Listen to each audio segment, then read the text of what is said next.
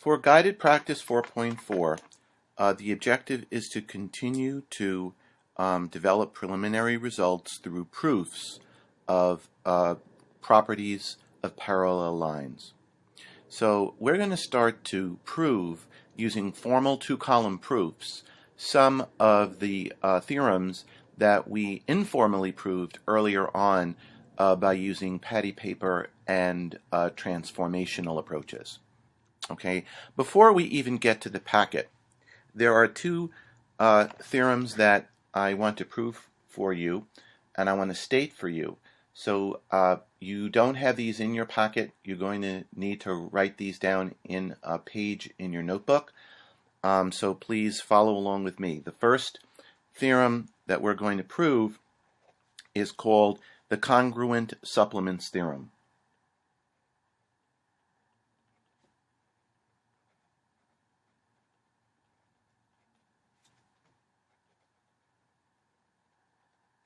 Okay, and the congruent supplements theorem states that if two angles are supplements of the same angle or of congruent angles, then the two angles are congruent.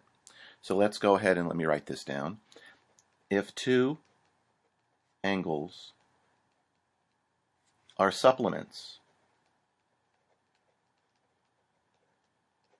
or we could also say supplementary, to the same angle or supplements of the same angle, or of congruent angles,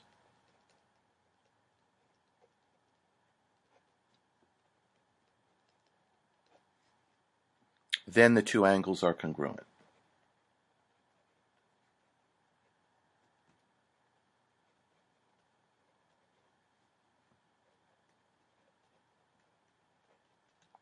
Okay, so let me go ahead and show you how the proof of this will work. What we're going to do is we're going to have a two-column proof where we're going to have statements on the left. We're going to have reasons or justifications on the right. And first, let's start with what's given and what's to be proven. So we're given that angle A is supplementary to angle B, and also that angle C is supplementary to angle B. Okay, those are what we're given. This is our given box. And what we are to prove is that angle A is congruent to angle C. Okay, so given that angle A is supplementary to angle B, and angle C is supplementary to the same angle, angle B, we have to prove that that implies that angle A is congruent to angle C. So let's go ahead and let's, as usual, write down our givens as the first statements that we've got, and the reason is that they're given. So we're given that angle A is supplementary to angle B. That's given. And we're also given that angle C is supplementary to angle B, and that is also a given. So those are our two given statements. And let's go ahead and start proving.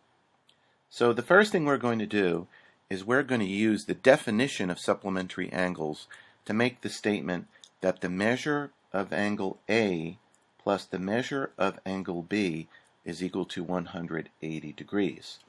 And the reason we can say that the sum of A and B is 180 is because of the definition that A is supplementary to B. So we're using the definition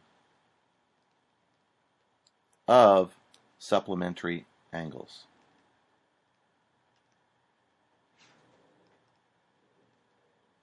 Okay, now we can also state very similarly that because we know C is supplementary to B, we can say that the measure of angle C plus the measure of angle B is equal to 180 degrees. And again, we're using the definition of supplementary angles. Now, we could have probably done this in one statement since the reason is the same, but I think in this case it's a little clearer to write it all out.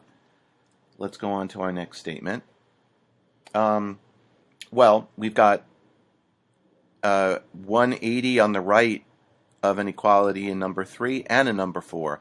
So because of transitivity or because of substitution, either one will be an adequate reason. We can now set measure of angle A plus measure of angle B equal to measure of angle C plus the measure of angle B.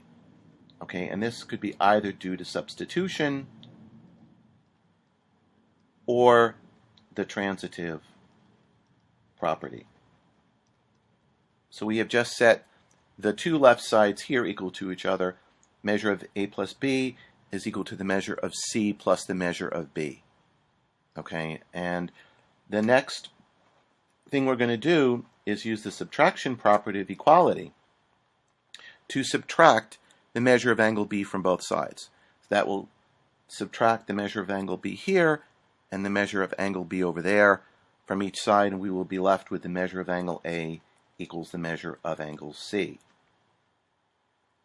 Well, if that's the case, then if the measures of two angles are equal, then that means that the angles are congruent. So that means angle A is congruent to angle C by the definition of congruence.